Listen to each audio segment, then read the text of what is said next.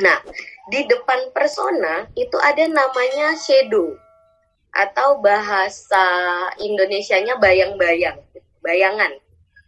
Jadi semua objek, objek termasuk manusia yang benda hidup itu benda padat. Semua benda padat itu kalau kena sinar langsung dia pasti menunjukkan bayangan, tuh, shadow. Jadi kepribadian kita juga begitu. Semakin kita menampilkan persona dengan kuat, kita menunjukkan identitas yang bagaimana ke lingkungan kita, maka shadow-nya juga akan semakin hitam. Kan bayangan itu hitam ya. Kita ibaratkan warnanya gelap, semakin gelap. Shadow itu adalah kebalikan dari persona. Jadi kita misalkan menampilkan diri kita sebagai orang yang arogan, orang yang agresif, maka shadow-nya gitu. Saya bukan bilang karakter diri yang sebenarnya, tapi shadow ya. Bayangannya itu adalah orang yang baik hati, orang yang mengalah gitu. Kalau kita menampilkan persona kita sebagai orang yang kuat gitu, heroik gitu, pahlawan. Nah, ternyata shadow-nya adalah orang yang lemah, orang yang butuh ditolong gitu. Shadow selalu berlawanan dengan persona. Semakin kita membuat persona yang kuat, maka shadow pun akan semakin kuat. Shadow ini adalah ketidaksadaran. Jadi sewaktu-waktu dia akan muncul kalau kita dalam kondisi tertekan. Itu. Jadi kalau kita pakai topeng persona itu kita sadar. Oh ya, saya kalau ke kampus kan nggak mungkin nih pakai sandal jepit gitu. Saya kalau ke mall masa iya saya pakai baju tidur gitu. Nah, yang seperti itu kita sadar itu topeng. Tapi kalau shadow kita nggak sadar gitu. Dan ketika kita dalam kondisi tertekan, misal gini, masa iya ke kampus nggak mandi gitu. Tapi ini kita habis begadang semalaman ngerjain tugas gitu, deadline harus dikumpul, mepet banget waktunya nih, kalau mandi malah tugasnya nggak diterima gitu. Jadi ya udahlah cuci muka buru-buru ke kampus terus ngumpulin tugas gitu. Karena kita tertekan.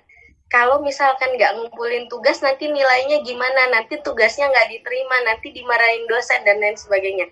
Shadow-nya keluar itu. Jadi shadow itu kebalikan dari persona. Apakah karakter kita yang sebenarnya adalah shadow? Bukan. Bisa jadi karakter kita yang sebenarnya persona. Bisa jadi shadow, bisa jadi keduanya. Itu. Terus ada istilah anima animus. Kalau ke belakang lagi ya, di belakangnya shadow itu anima animus. Anima animus itu adalah karakter yang berlawanan dengan jenis kelamin. Jadi kalau kita adalah perempuan, maka karakter kita, saya kok lupa ya, anima apa animus, bentar. Kalau kita nyontek dulu saya. Oke. Kalau kita adalah perempuan, maka kita akan menampilkan animus. Animus itu adalah sosok laki-laki, sosok laki-laki. Tapi kalau kita seorang laki-laki, maka kita akan menampilkan anima, sosok perempuan. Kenapa kemudian kalau kita berteman itu ada teman kita yang selembut-lembutnya perempuan itu kalau marah gitu atau kalau mukul itu agresif ya, sama aja sih kayak cowok mukul gitu. Tapi perempuan itu lembut. Nah, sama tuh kayak laki-laki. Sekasar-kasarnya laki-laki itu kalau misalkan tersentuh atau sedih itu ya nangis gitu.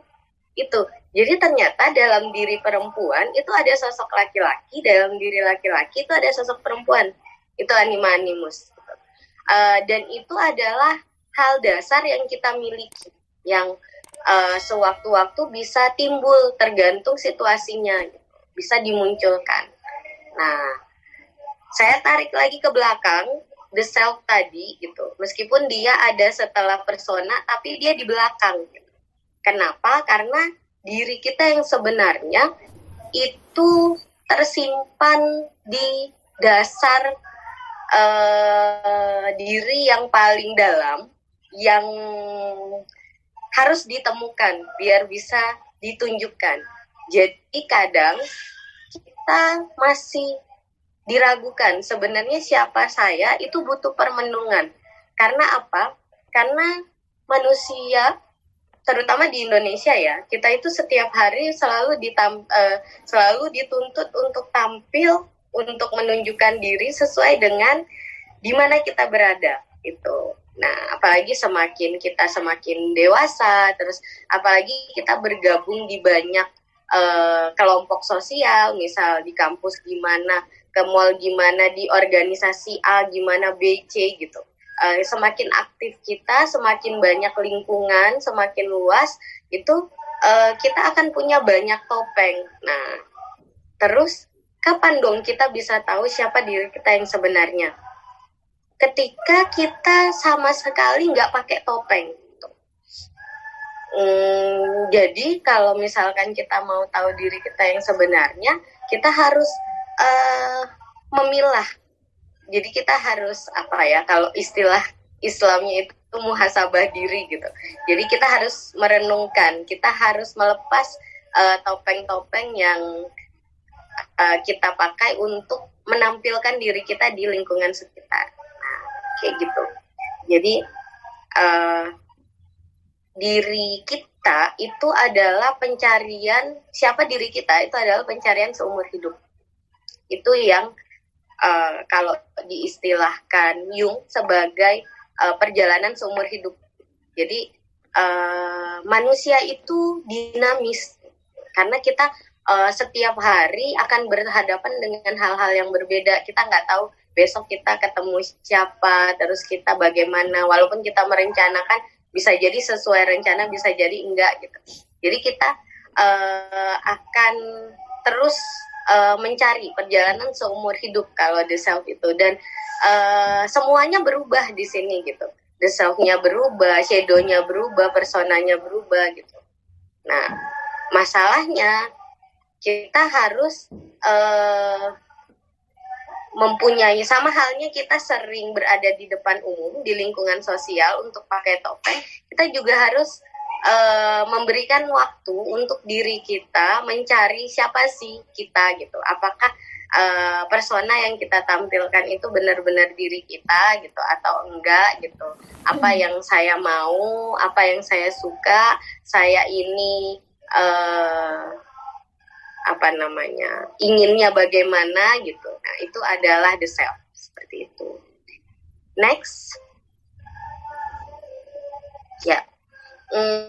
Ini saya ngambil dari internet. Beberapa saya memang ngambilnya dari internet. Ini penjelasan sih sebenarnya. Tadi tuh arketip tadi ya, di sini dia ada penjelasannya, anima animus gitu.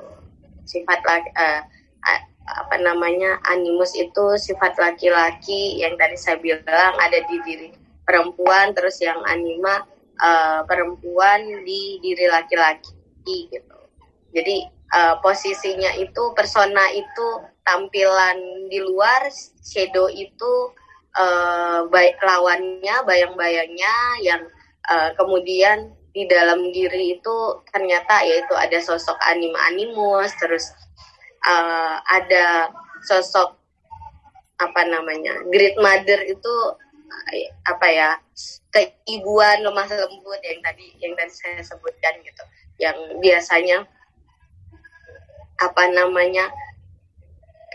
sifat karakter dasarnya orang gitu. Jadi ada sosok-sosok great mother, wise old man gitu, orang-orang bijaksana gitu, heroik gitu, kita menjadi superhero.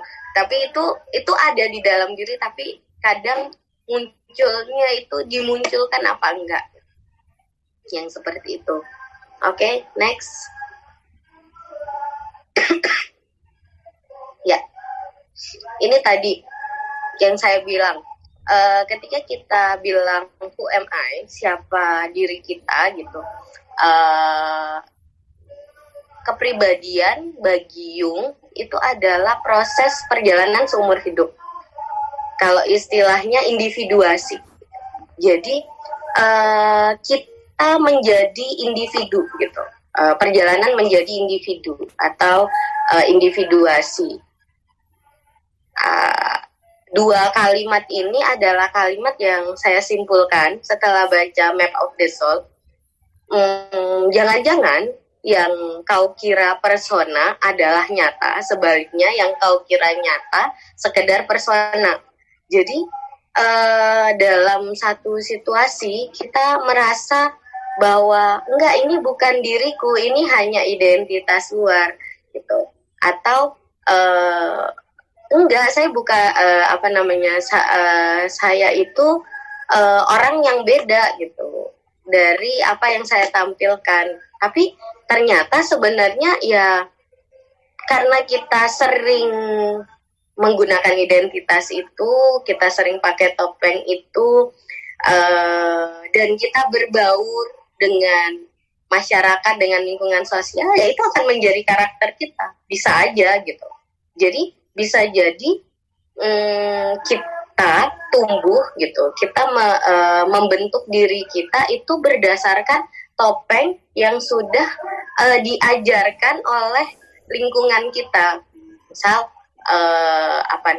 kalau di lingkungan keluarga itu kan di lingkungan sosial gitu ada etika gitu, baik buruk gitu, terus itu moral gitu, misal yang paling umum sopan santun, terus harus menghormati yang lebih tua, harus menyayangi yang lebih muda, yang seperti itu. Jadi itu adalah kondisi-kondisi ya yang kita jalankan sehari-hari. Jadi bisa jadi yang sebenarnya enggak, itu cuma topeng, itu cuma persona gitu, tapi itu adalah diri kita yang sebenarnya. Nah, terus poin terakhir, individuasi adalah proses terus-menerus berkelanjutan. Masing-masing dari kita adalah pembelajaran dan proses menjadi kita. Jadi mau sampai kita kapanpun, entah kalian adalah anak-anak, remaja, dewasa, lansia gitu, sampai meninggal,